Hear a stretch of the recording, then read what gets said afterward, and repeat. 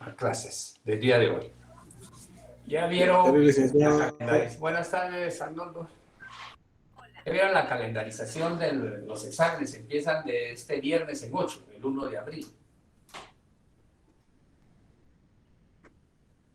Así que tenemos 4 clases donde tenemos que agotar por lo menos 3 títulos de crédito más. ¿Me escuchan? Sí, licenciado. Bien. Sí se escucha, licenciado. Bien. Sí, licenciado. Licenciado, se escucha. Buenas tardes. Bien. Sigamos entonces con el cheque. Y Evelyn, ¿me puede decir en qué nos quedamos en la clase anterior? Licenciado, estaba haciendo mención que íbamos a abordar las clases de cheques. El cheque, bueno. Ajá, pero al respecto, fíjese, licenciado, quería aprovechar, tengo una duda, hablando de los casos, en el supuesto de que, por ejemplo, después del plazo de los 15 días, yo estaba leyendo en el libro que usted nos recomendó, decía que la reclamación de los daños y perjuicios ya no es posible, solo por el monto que aparece entonces en el cheque sería lo único que se podría demandar, o eso está incorrecto, perdone. Pues ese es el criterio del autor. Él externó por qué razón ya no era posible. Es que fíjese que él menciona sobre los efectos. Ajá. Entonces, por ejemplo, le voy a decir, aquí está, efectos del retardo en la presentación. Dice, los efectos que produce el retardo en la presentación del cheque para su cobro son, primero, se pierde el derecho de accionar de regreso contra los endosantes y avalistas. Ajá. 2, se presenta la posibilidad de que el cheque sea revocado de orden delibrador, ya que la orden de revocación no puede darse mientras transcurre el plazo legal de presentación sin perjuicio de la excepción establecida en la ley. O sea que la revocación solo es eficaz y plena cuando se da con posterioridad al plazo de presentación para el cobro. Y el 3 dice, el tenedor pierde el derecho a la reclamación de los daños y perjuicios establecidos en el artículo 507. Cuando se ha revocado. No, digamos que cuando el beneficiario no presenta el cheque durante los 15 días. Ah, bueno, sí, ahí perdió su derecho, por supuesto. Es que a lo que se refiere la norma ahí es que los daños y perjuicios se van a pedir, digamos, en contra de quien no pagó. ¿Verdad? Ahora, si él no presentó el cheque dentro del tiempo, ahí su reclamación de daños y perjuicios no es procedente porque él mismo, por su falta de actividad, por su falta de interés, ¿verdad? Perdió ese derecho. De igual forma, no incurriría en el delito que también se establece en el artículo 496, por lo que estaba viendo acá, por lo mismo, si se pasan esos 15 días, digamos que tampoco se le podría acusar por estafa. Sí, porque fíjese, pues, le voy a poner un ejemplo. Yo le emito a usted un cheque. ¿Cuál es mi obligación? A partir de la fecha en que yo le emití el cheque, tengo que tener fondos suficientes. 15 días. Si usted dentro de esos 15 días no va a hacer efectivo el pago, yo me liberé. Y entonces viene usted y me demanda. Entonces yo le pido al juez que solicite un informe al banco industrial donde tengo una cuenta. Si a partir del 1 de febrero a la presente fecha yo tenía fondos. Y el juez va a establecer que yo del 1 al 16 o al 15 tenía fondos disponibles. Después lo retiré. ¿Cuál era mi obligación? Tener fondos 15 días. Lo mismo si se va a lo penal. Mire, me estafó. No es cierto. Pida informe al banco para establecer si yo dentro de esos 15 días tenía fondos. El banco le va a decir si tenía fondos durante esos días. Disponibles. Por la cantidad de 5,000 pesos disponibles. Él, aquí lo que la ley, donde lo sanciona la ley es su falta de actividad, su falta de interés. Ya. ¿O Ya. es otra la duda que usted tiene? Si no, No, no, me- no.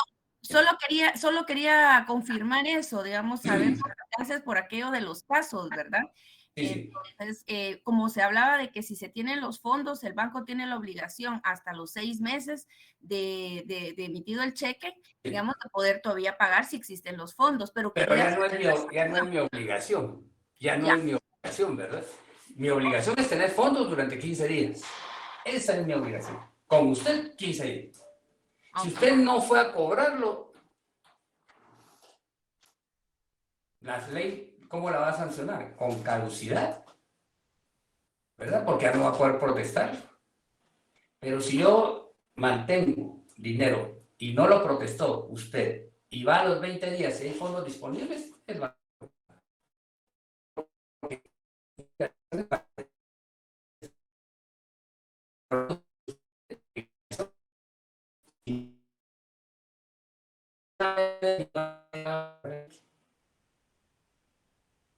o es un comerciante que siempre tiene dinero en su cuenta.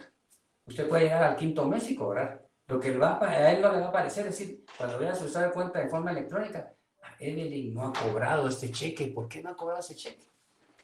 Lo que sí puede hacer es el contador o al auditor que vea mi contabilidad le diga, mire Juan Pérez, fíjese que Evelyn no ha cobrado el cheque hace 2 meses, revóquelo. Y usted no va a poder venir a decirme, mire, ¿por qué lo revocó? Mi obligación era tener fondos 15 días con usted.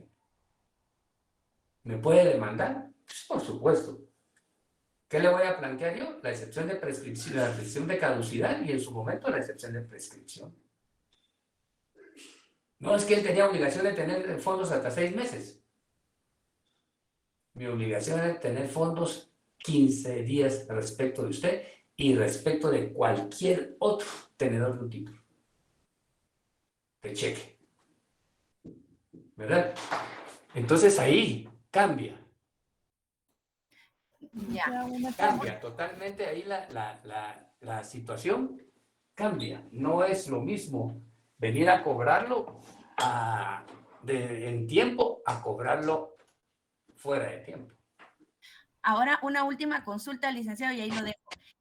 Quería saber, digamos, si como hay jóvenes menores de edad que trabajan y digamos que el patrono para X trabajo que haya realizado venga y le pague en cheque, ¿cómo lo podría cobrar un menor de edad porque todavía no tiene la capacidad de ejercicio? Tendría que ser por medio de su papá o algo, porque tal vez, digamos, lo quiere poner con el nombre completo para que no digan que después él no le pagó al muchacho o a la muchacha que haya trabajado y por eso ponen en el cheque el nombre a quien se le está pagando, pero por ser menor de edad él no puede cobrarlo. ¿Cómo podría él? ¿Por medio de endoso o por representación de sus padres? Voy a plantearle dos escenarios a esa respuesta. Uno, usted es patrona laboral de un menor de edad. Tiene que contar con la autorización para poder contratar a ese menor de edad. Dos, si lo contrata de acuerdo a la autorización laboral, no le puede emitir un cheque a un menor de edad. Tendrá que emitirlo a nombre de alguien mayor o que ejerza la tutela o pagarle en efectivo.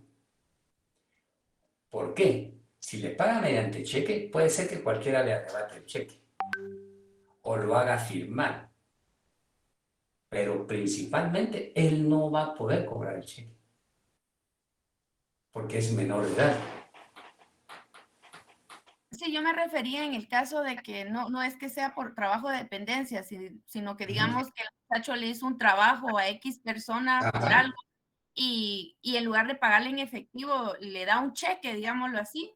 No puede, no No puede puede. porque fíjese que al momento que cuando usted llegue con el receptor pagador, ¿qué va a suceder? Le va a decir firme. Aunque esté su nombre, le va a decir firme. ¿O no? Es correcto. Firme. Y le va a pedir documento de identificación. Exacto. Y no va a poder. No tengo porque soy menor de edad. No se lo va a poder pagar. Ya, gracias. ¿Verdad? Es correcta, está bien la pregunta, Evelyn, porque esto nos ayuda a ir analizando de mejor manera la institución que estamos estudiando. Bien, entonces yo puedo llegar a un banco y hacer el cobro de un cheque. ¿Me pueden ofrecer el pago parcial o me dan el pago total?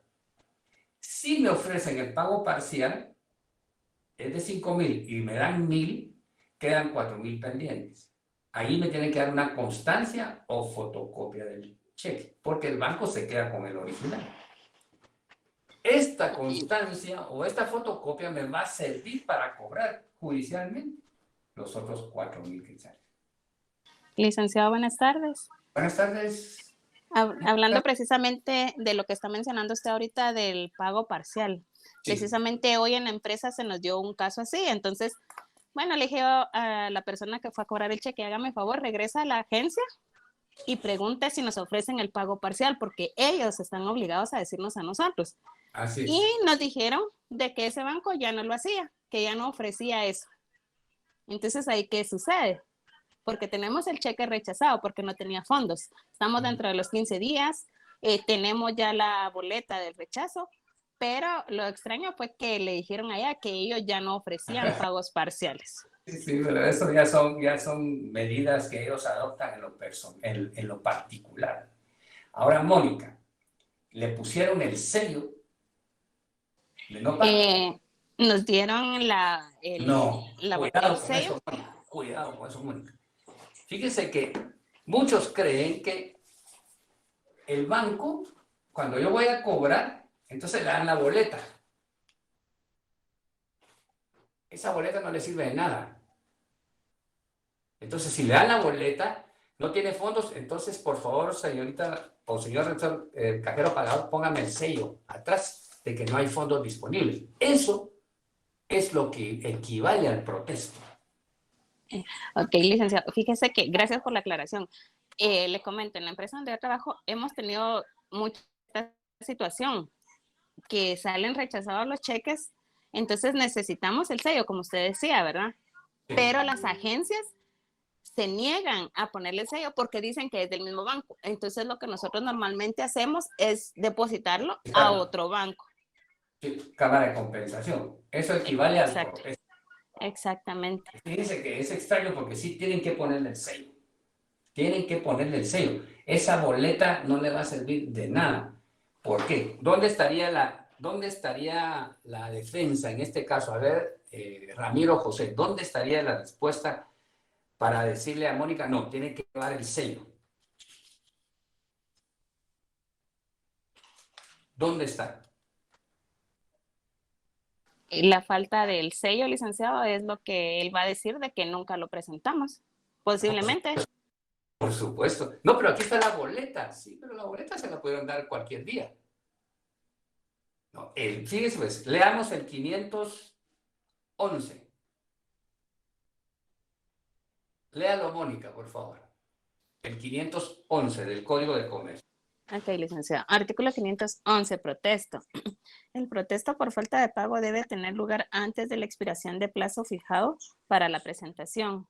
La anotación que el librado o la cámara de compensación ponga en el cheque de haber sido presentado en tiempo y no pagado total o parcialmente surtirá los efectos del protesto. Punto. ¿Ahí le está diciendo? Sello. Segundo, o la cámara de compensación, lo que ustedes hacen, depositarlo. Pero si usted no tiene cuenta ahí, o esta persona no tiene cuenta en ningún banco,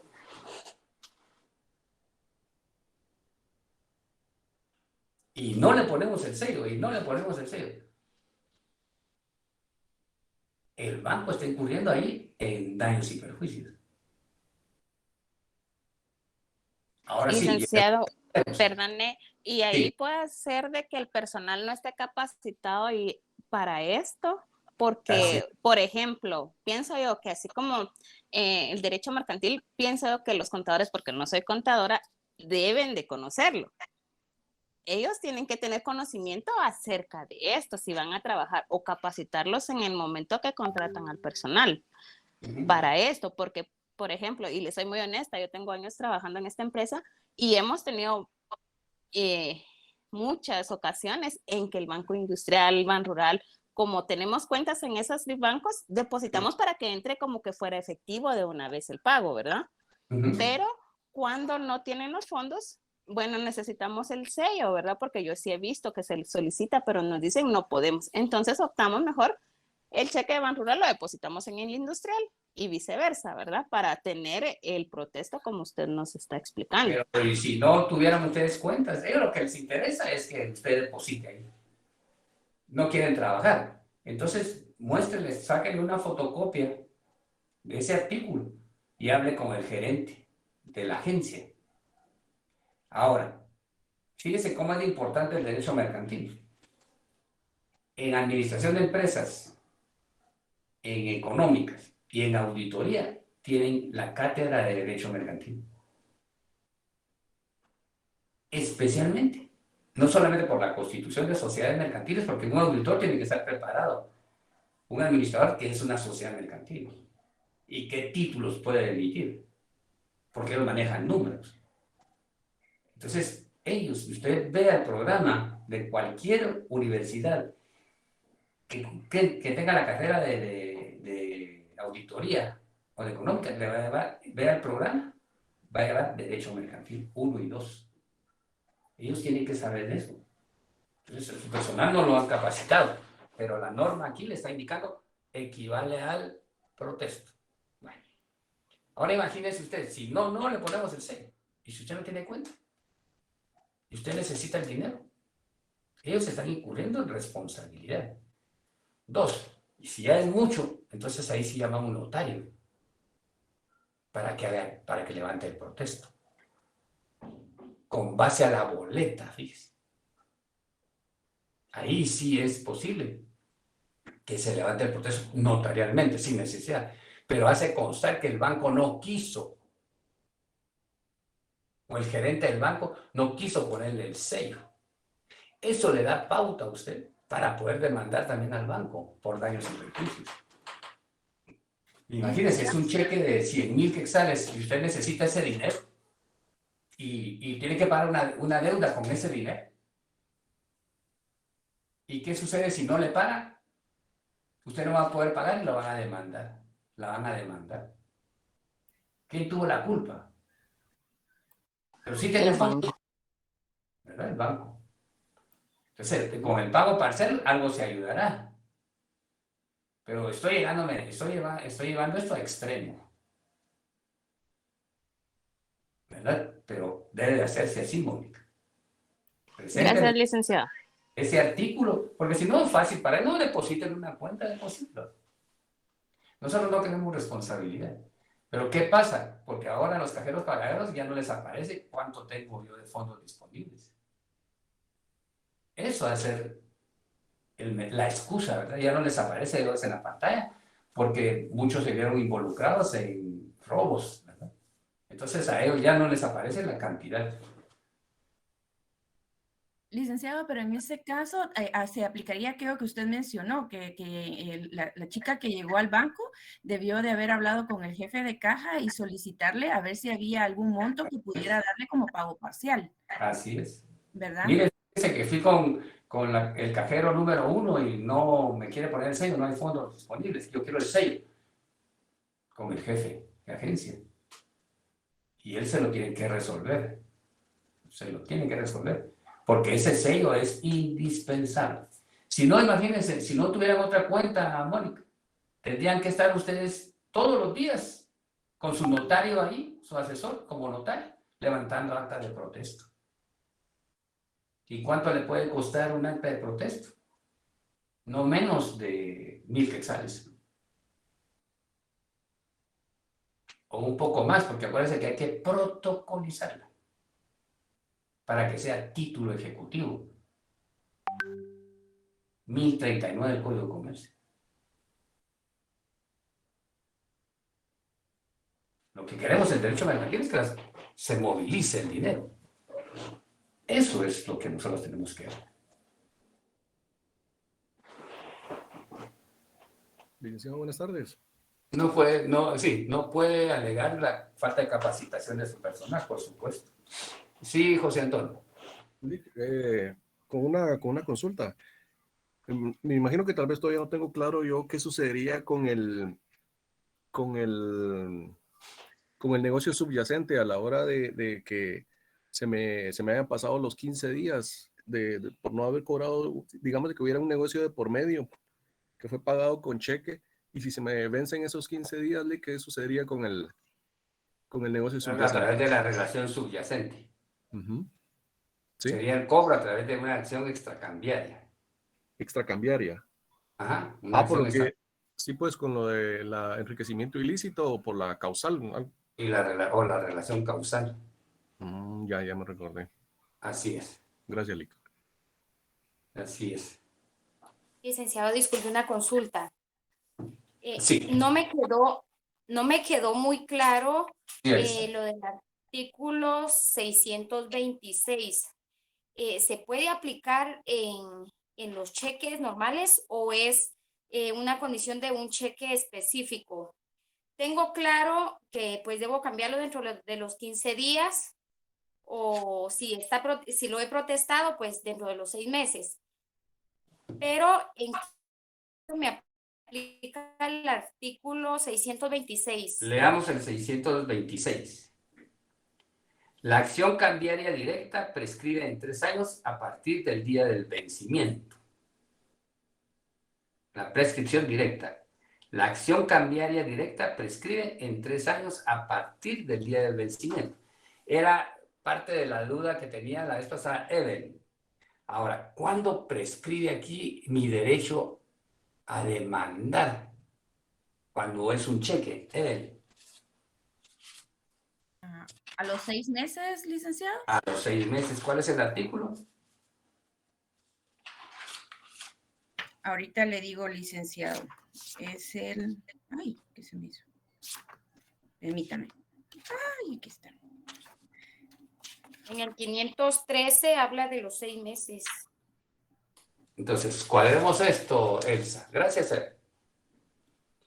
Establece prescripción. Las acciones cambiarias derivadas del cheque prescriben en 6 meses, contados desde la presentación, las del último tenedor y desde el día siguiente a aquel en que paguen el cheque. La de los endosantes y la de los avalistas.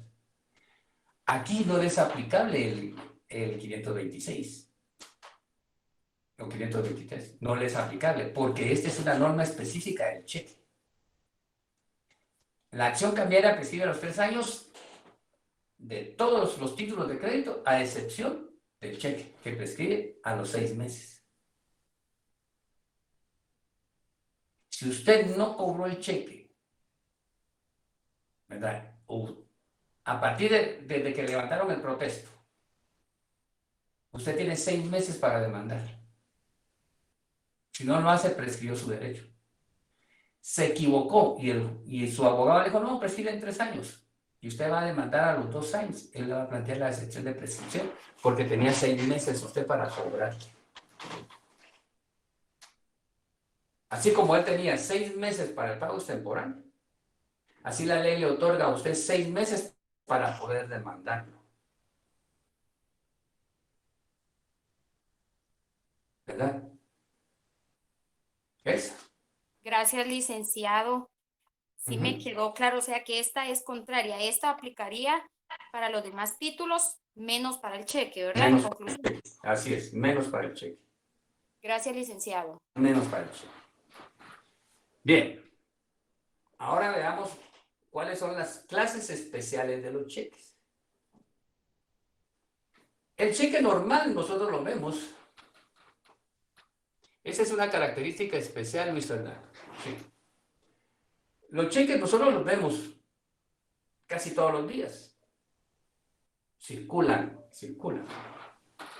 Pero hay clases especiales de cheques que no necesariamente nosotros los vamos a ver circular, salvo cuando se manejen en empresas o los comerciantes para resguardar ciertas garantías. 1.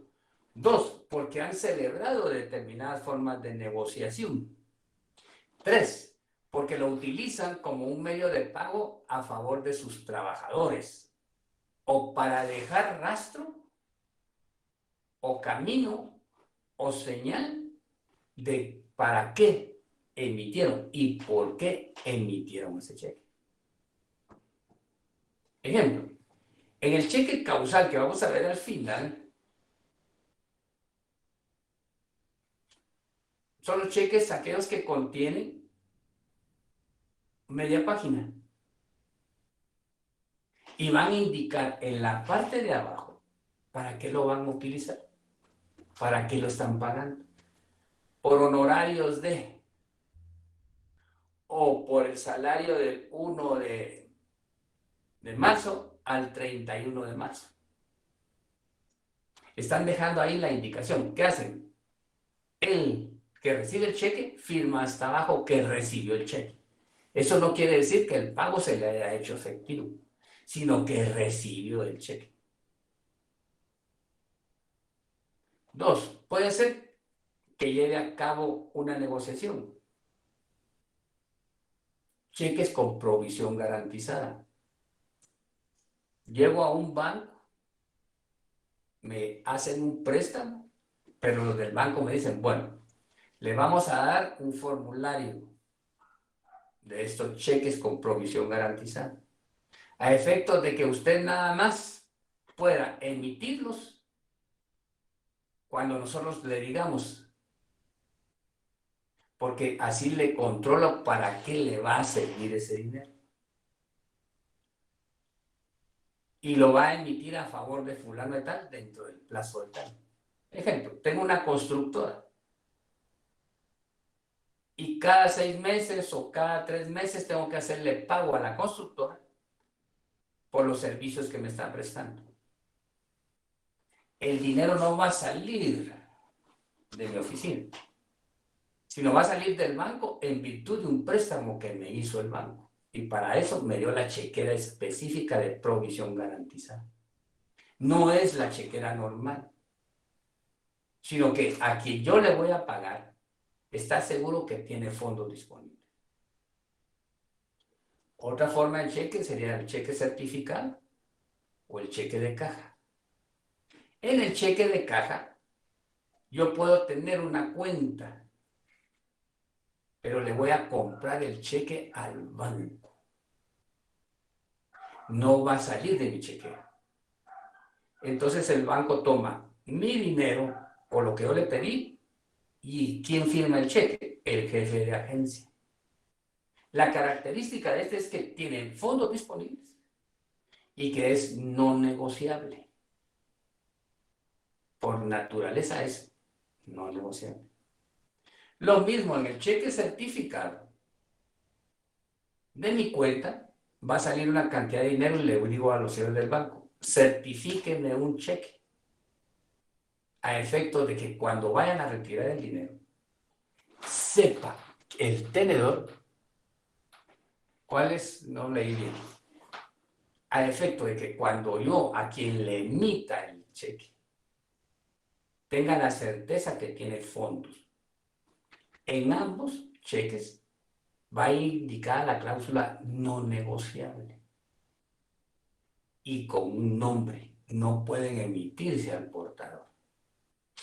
Si indica no negociable y resulta, cheques causales, y resulta que lo endosan, el cheque se perjudicó y se convirtió en ¿qué?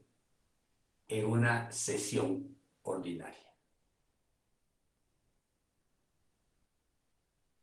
Está el cheque cruzado. Ustedes emiten un cheque y lo que van a hacer es que en la parte del frente del cheque van a poner 2 líneas.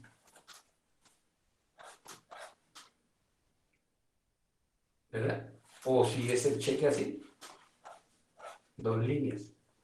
Ese cruzamiento dará lugar a que el cheque solamente pueda ser pagado a la persona, ¿sí?, que se emitió.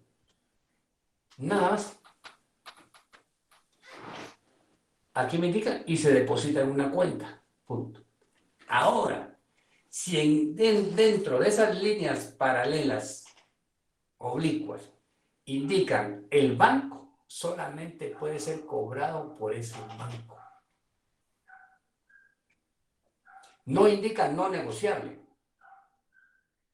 No dice en palabras no negociable, pero con ese cruzamiento evitaron ustedes la negociabilidad.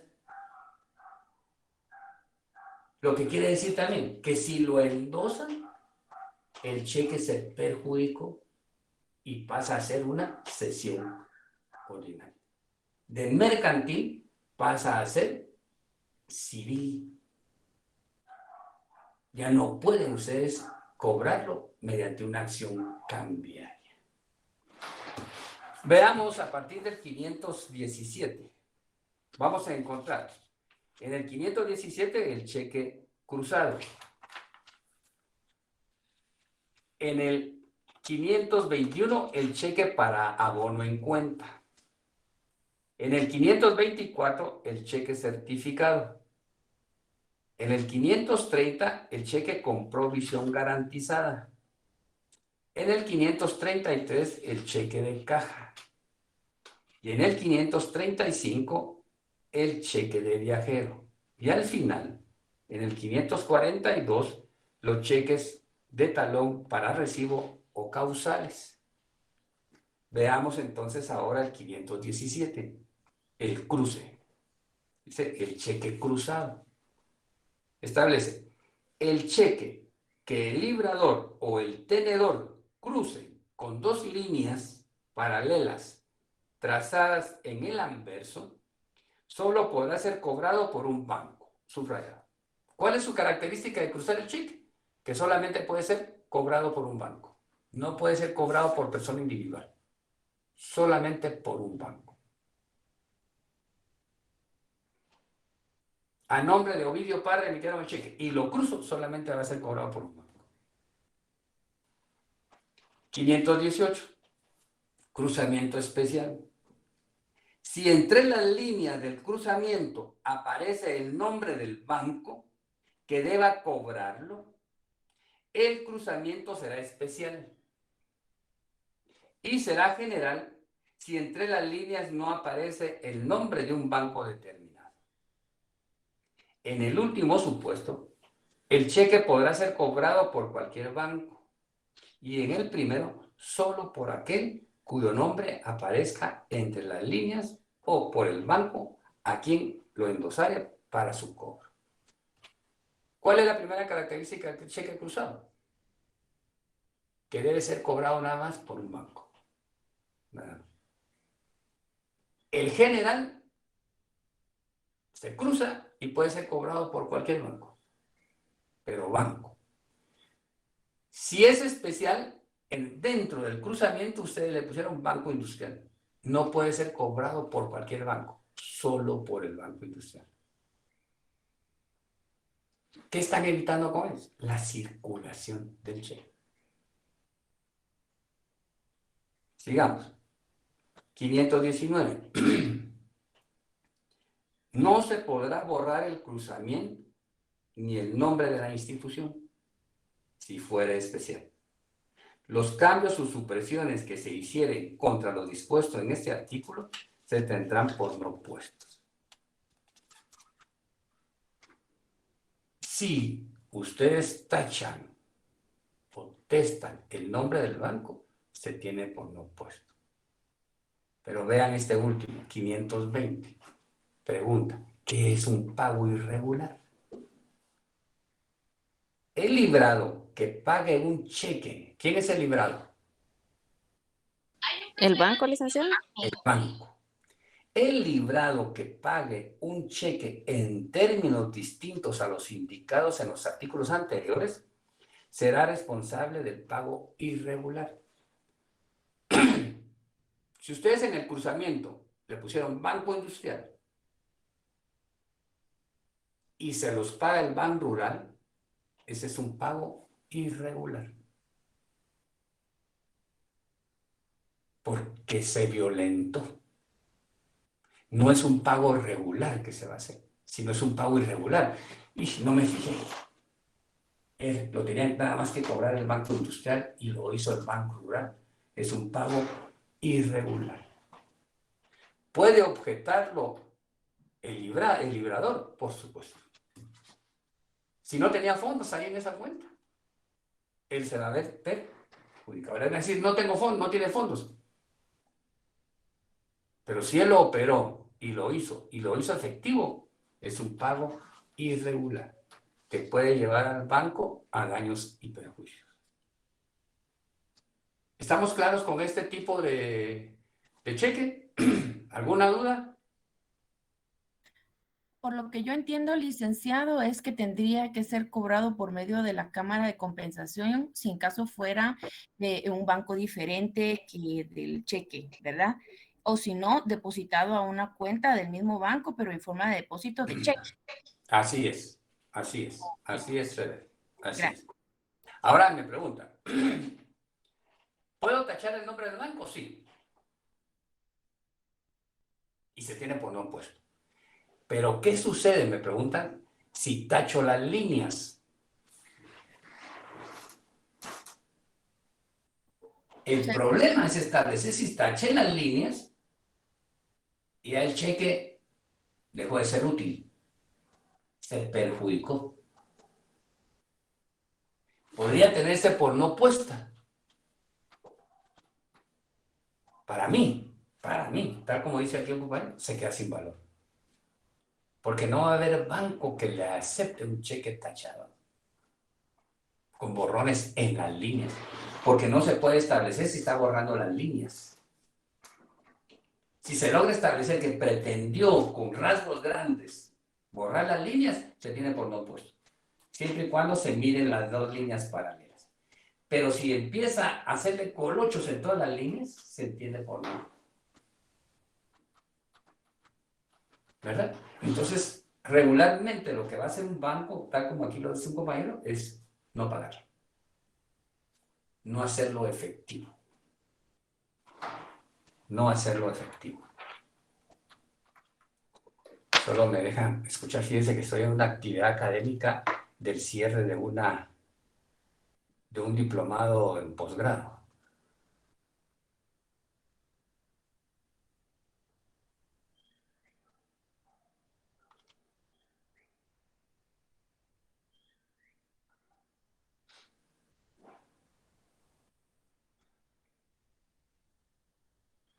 Bien. ¿Estamos de acuerdo con esta forma de cruzamiento? Ahora entremos al 521. Veamos, mejor dicho, perdón por la expresión. Del cheque para abono en cuenta. ¿Será lo mismo que a mí me den un cheque y lo deposite a mi cuenta? Uno. ¿O será que yo voy a depositar este cheque por virtud de un negocio jurídico que celebré? Un préstamo. ¿Será lo mismo? No. Yo recibo un cheque, lo endoso y voy a cobrarlo en la caja. Si no quiero cobrarlo en la caja, lo deposito en mi cuenta. Ese no es un cheque para abono en cuenta. Porque el término aquí central es abono. Quiere decir que yo voy a pagar, ahí sí es un título de crédito. Yo voy a pagar con un cheque o mediante un cheque. Voy a abonar a una cuenta en la cual soy deudor. Ejemplo. Celebro un contrato de arrendamiento. Un primer ejemplo. Y en el contrato de arrendamiento me indican que yo en forma mensual, dentro de los primeros 5 días del mes, tendré que depositar en la cuenta número tal el mes que me corresponde. Abono en cuenta. Esto es como un ejemplo. 2. Llevo a cabo un mutuo. Y en el mutuo me indican que debo de pagar mediante cheque que debo de depositar en una cuenta. ¿Qué estoy abonando? Estoy abonando una cantidad de dinero mensual. ¿Para qué? Para ir pagando el capital que le debo al banco. Entonces, no es lo mismo que yo vaya a depositar a mi cuenta.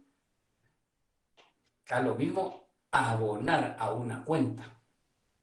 Voy a pagar una deuda a través del cheque. Veamos el 521. Abono en cuenta. ¿Me permiten un momentito?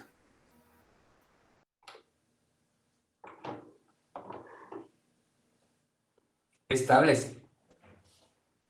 El librador o el tenedor pueden prohibir que el cheque sea pagado en efectivo. Fíjense bien. El librador o el tenedor pueden prohibir que el cheque sea pagado en efectivo mediante la inserción de la expresión para abono en cuenta. Cuando ustedes van a depositar un cheque a su cuenta, indican para depositar en cuenta número tal.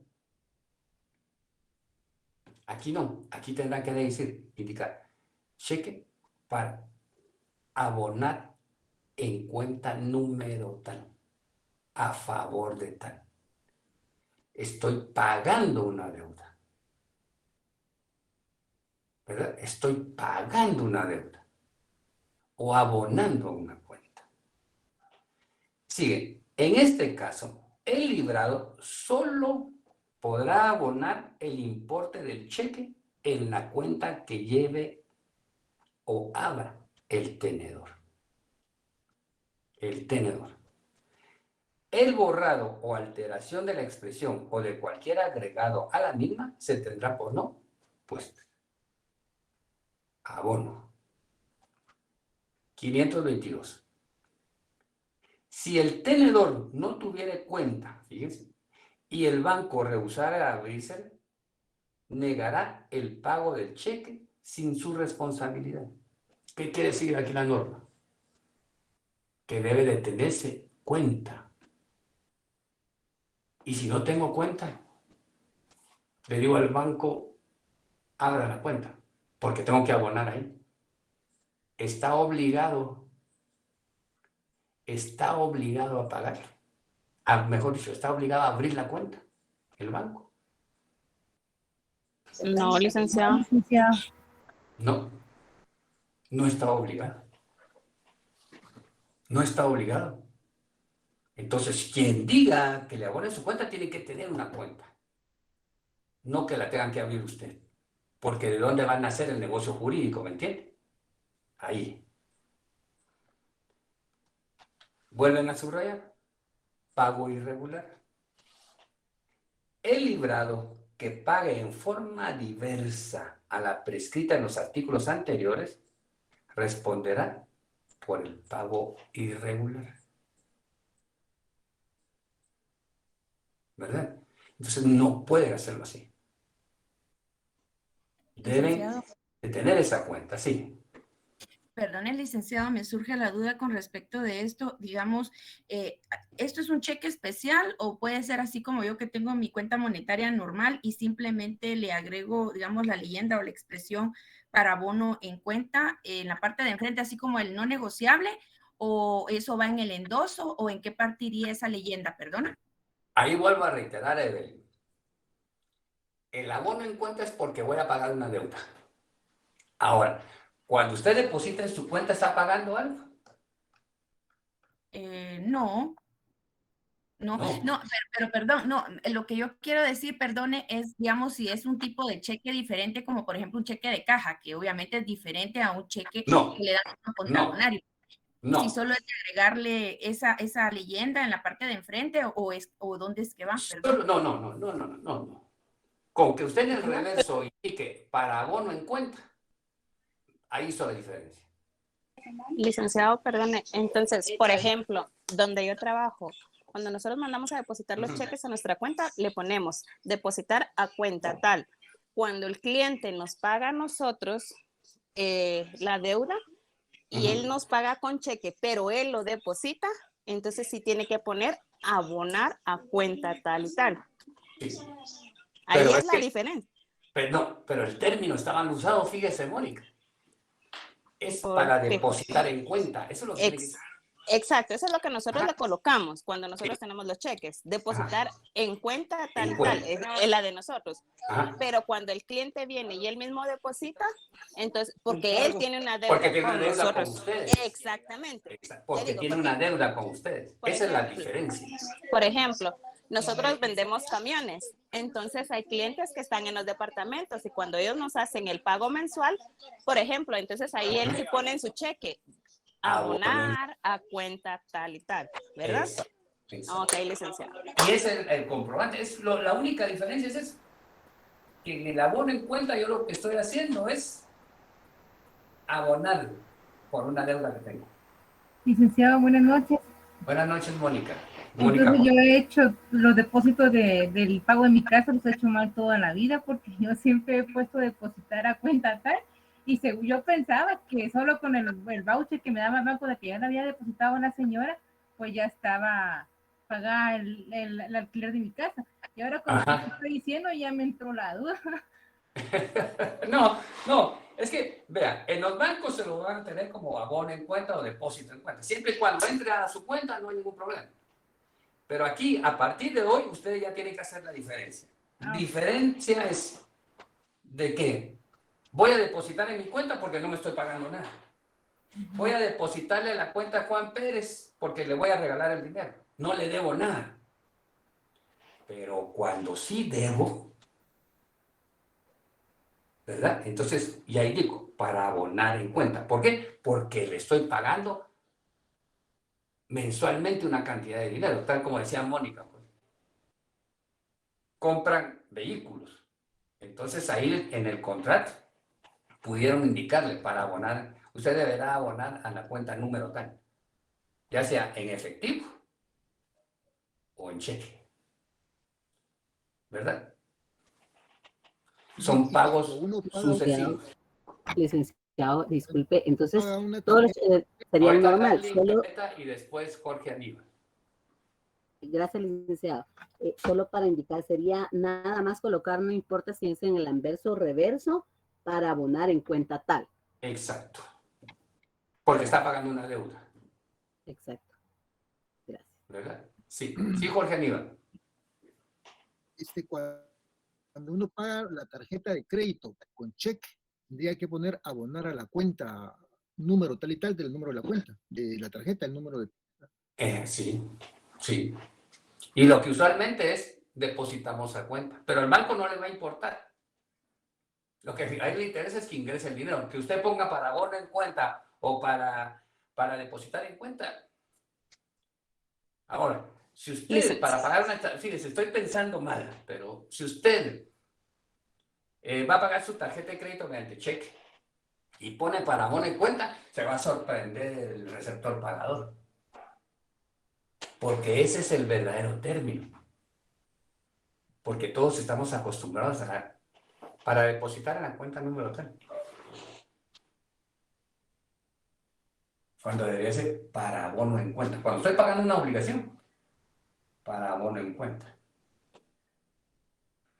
Pero cuando se trata de depositarlo, simplemente lo deposito a mi cuenta. Quiero depositarle a cuenta de alguien porque le estoy pagando algo, puedo poner depósito. Pero si ya proviene, vamos a ponerlo un poco más estricto, si usted negoció con alguien y se obligó mediante el contrato a pagarlo mediante cheque, los abonos, abono en cuenta. O acreedor, acredítese a cuenta de, otro término también. Cuando se indique acredítese a cuenta, es un término como decir abono. O deposítese. ¿Verdad? O deposítese. Licenciado, perdone, fíjese que nosotros en la empresa anteriormente tuvimos un inconveniente con los cobradores, ¿verdad? Porque tuvimos la mala experiencia que hemos tenido cobradores que van a traer cheques de cantidades grandes y lamentablemente el banco los cambió, aún así, estando los cheques a nombre de la empresa. Y muchas Repítame veces, la pregunta, repítalo, Mónica. el cliente nos pagó a nosotros, ¿verdad? Ujú. Va el mensajero a traerlo. Tuvimos la mala experiencia que el cobrador cobró ese cheque y el banco lo pagó aún estando a nombre de la empresa. En algunas ocasiones, porque tuvimos los screens de los cheques que tuvimos esa experiencia, estaban con no negociable, otros estaban cruzados y aún así el banco lo pagó. Ese obviamente es un pago irregular, ahora lo entiendo, ¿verdad? Pero en aquel entonces pues yo no comprendía nada de eso.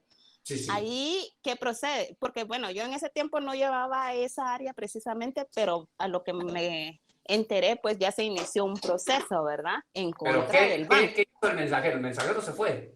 Sí, el mensajero se fue. Entonces, Robó. la Un robo. responsabilidad Un es de hurto. daños y perjuicios por el banco, por el pago irregular. Y el banco tiene que pagarles ese dinero. Se lo va a cobrar el cajero pagador porque el negocio estuvo entre el cajero pagador y el cobrador. Sí, precisamente la semana pasada nos llegó un cheque, ¿verdad? Estaba a nombre de nosotros también y me dice mi propio jefe, me dice, mire, ¿sabe qué? Mande a X persona y que lo cobre. Y le digo yo, no, eso no lo puede hacer, le digo yo, No. le digo, usted deje de estarle dando ideas a la gente, le digo, porque cualquiera que pueda tener un cheque va a ver que pueda ser fácil irlo a cobrar. Entonces, No, no, no, no. ok, entonces ahí sí se procede, como usted decía, daños y perjuicios en contra del banco Contra el y banco. tiene que cubrir el cheque, Por el supuesto. valor total, ¿verdad? Todo. Y los daños. Gracias, licenciado. Ujú. Claro, claro. Jorge Aníbal ya había opinado, Jorge Aníbal lo iba a preguntar. Sí, no, está bien, ahora sí voy a poner y abonar a la cuenta, a ver si no me lo regresa el receptor de back. Ok. Ahora quiero que lean, les voy a dar 5 minutos, el cheque certificado y la diferencia con el cheque de caja. Está en el artículo 524 al 529 y del 533 al 534. Léanlos y me van a hacer la diferencia entre uno y otro. Corre tiempo.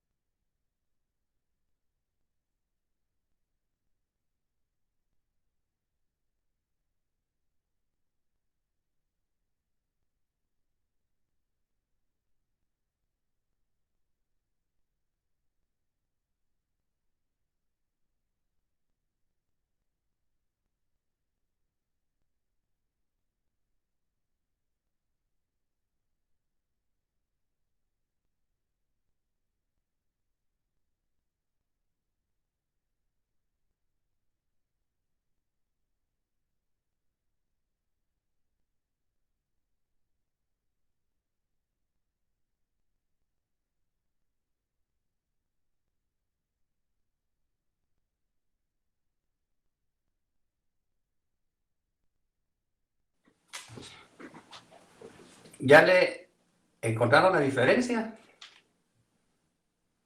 Sí, Veamos primero las similitudes. Velvet, Paola.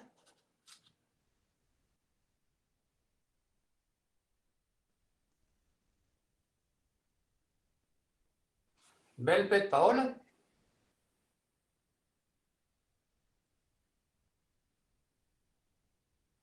Sí, Marcos. ¿No pueden ir al portador, licenciado? Ajá, 1. No son Ambos no pueden ser el negociables. portador. No sería negociable lo que decía. 2, exacto, Darly, no son negociables. 3, el pago está garantizado. ¿Verdad? Entonces, se emiten por el banco 4. Porque el banco en uno va a certificar y en el otro va a emitir un cheque de su pertenencia. ¿Cuál sería la diferencia? Licenciado, que el cheque de caja sí o sí tiene fondos, porque lo emitió el mismo banco, media vez cobrado de la cuenta del cuentaviente, valga la redundancia, ¿verdad? Pienso yo. Mira, pues, en el cheque certificado sale de mi propia cuenta. Y en el cheque de caja no. En el cheque de caja, el banco emite su propio cheque. Y por ese cheque que yo estoy comprando, tengo que pagar una comisión. licenciado, perdone. Es un filo delgado a veces, ¿verdad? Sí, Evelyn. Por lo que yo entiendo es que en el certificado la única diferencia es de que el que lo va a librar, por ejemplo, en mi caso, yo se lo voy a pagar a usted. Entonces, para que usted tenga la garantía precisamente de que va a tener fondos ese cheque, yo le pido al banco que certifique mi cheque y en ese sentido, Exacto. aparte el dinero de mi Así es. cuenta para que en el momento que usted lo cobre, está garantizados de sus fondos, mientras que en el cheque de caja, obviamente va a estar garantizado porque es un cheque propio del mismo banco. O sea, ahí hay una mezcla de librador Así. y librado. Excelente. Excelente, Evelyn, así es. Esa diferencia que a la postre viene a ser una semejanza.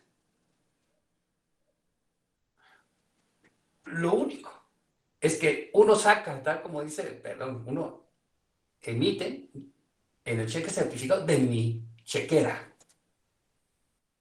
Y en el cheque de caja, ¿verdad? El banco me da un cheque que no es de mi cuenta, pero sí tomó dinero de mi cuenta. Si tengo cuenta ahí. Si no, le voy a poner otro ejemplo. En el cheque de caja, yo puedo llevar 50,000 quetzales en efectivo. Y le digo al banco, yo ya no quiero andar cargando esta cantidad de dinero y tengo que pagarla. Véndame un cheque de caja.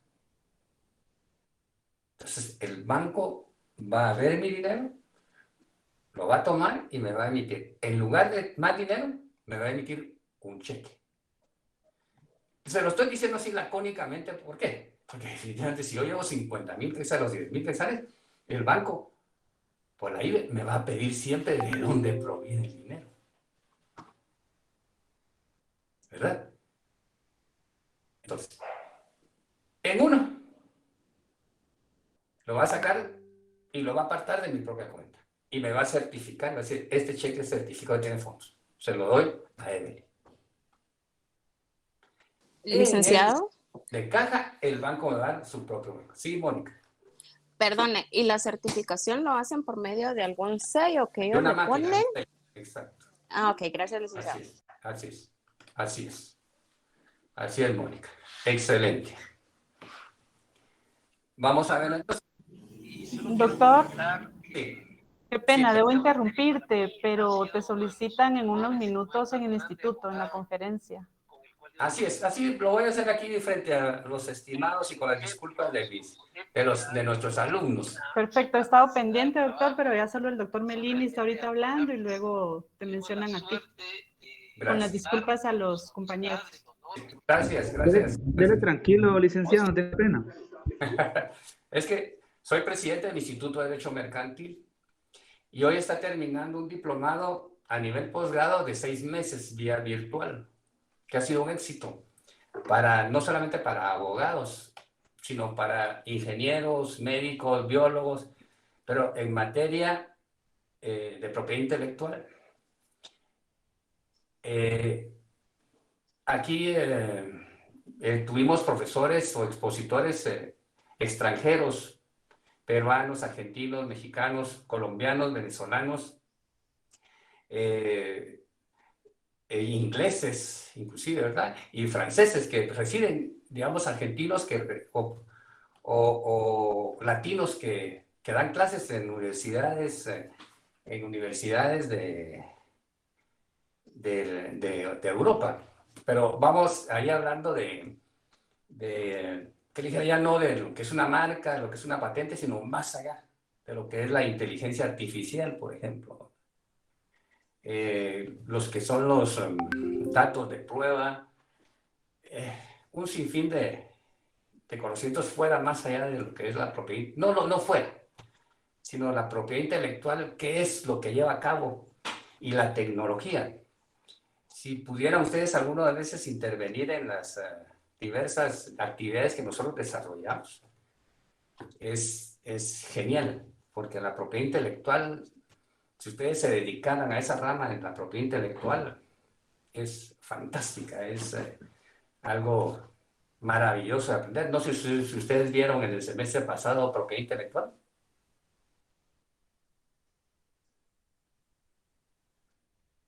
No sé si tuvieron ustedes ¿no?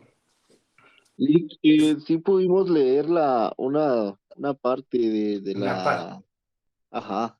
Sí nos Es que ahorita explicaron una parte nada más. está exponiendo el licenciado Viteri, no sé si ustedes lo han escuchado.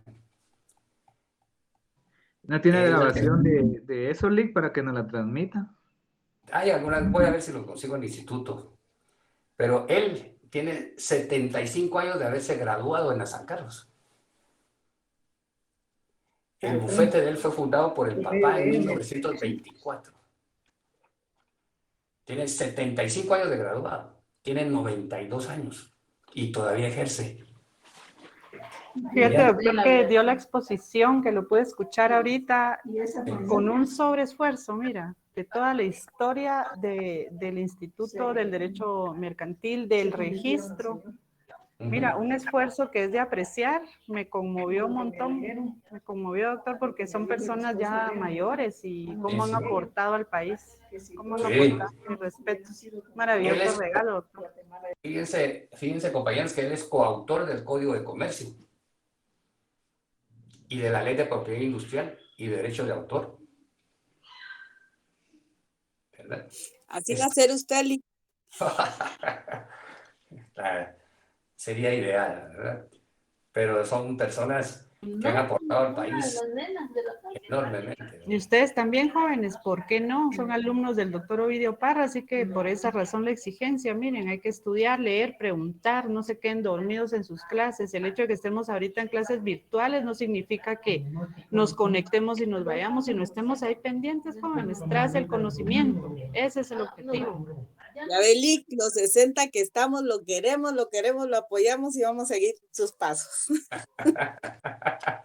Sí, imagínense, apenas Excelente. Y no han recibido, y vienen al examen más de 100. Me permiten, para que ustedes escuchen, me puse saco. Licenciado Viteri, Ovidio Parra, un gusto, como siempre, saludarlo, verlo virtualmente, a un gran profesional, egresado de la Universidad de San Carlos, decano de la Facultad de Derecho de la Rafael Landívar y profesor de muchos. Yo lo conocí a usted hace, ya, vamos a hablar más de 40 años tal vez, o mucho más, en la práctica de la propiedad intelectual.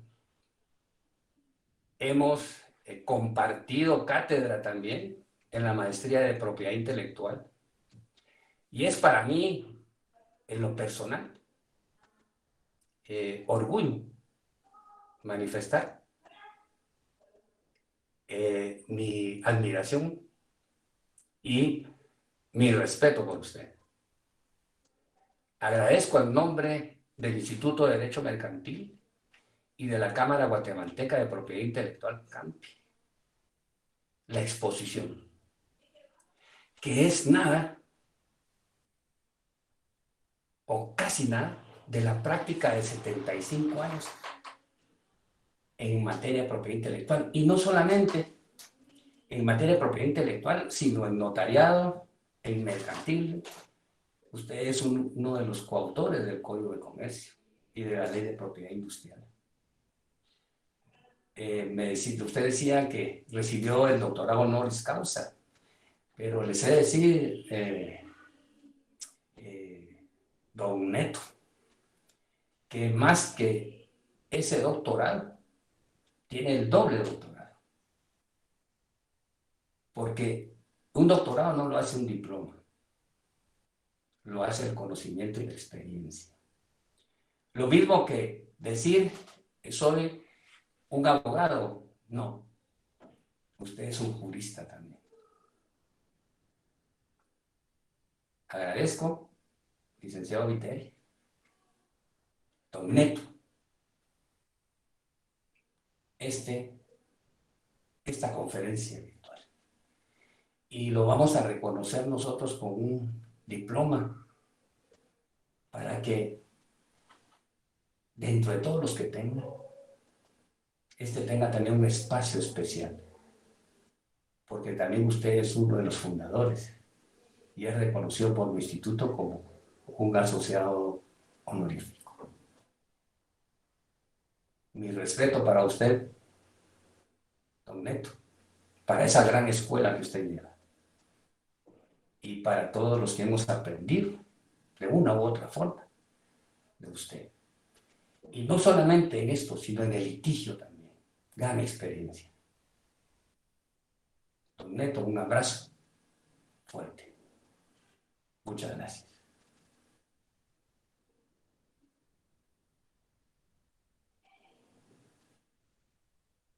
Igualmente, licenciado Viteri.